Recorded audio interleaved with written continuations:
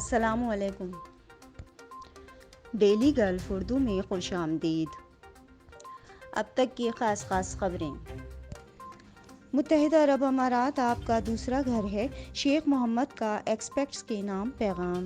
Abu Dhabi کے ولی عہد شہزادہ اور متحدہ عرب امارات کی مسلح افواج کے ڈپٹی سپریم کمانڈر عظمت شیخ محمد بن زید ال نہیان نے بدھ کے روز شروع ہونے والی مجلس محمد بن زید لیکچر سیریز کے ایک حصے کے طور پر ایک براہ راست ورچوئل گفتگو کے دوران کہا کہ یہ صبر اور برداشت کے ساتھ چیلنجوں کا مقابلہ کرنے کا مہینہ ہے جو ہمیں اپنے اہداف کے حصول میں عزم اور ارادے کے ساتھ کام کرنے کی ترغیب دیتا ہے۔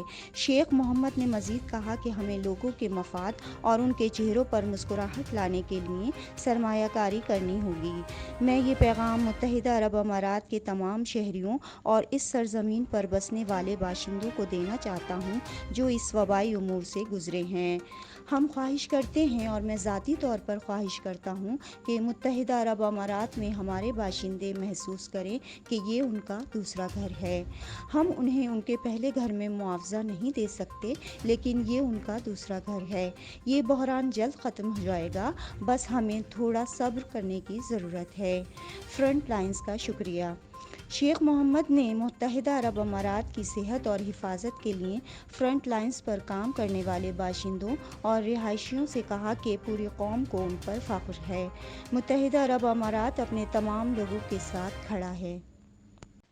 اب تک کے لیے اتنا ہی۔ اگلے بلیٹن تک کے لیے خدا حافظ۔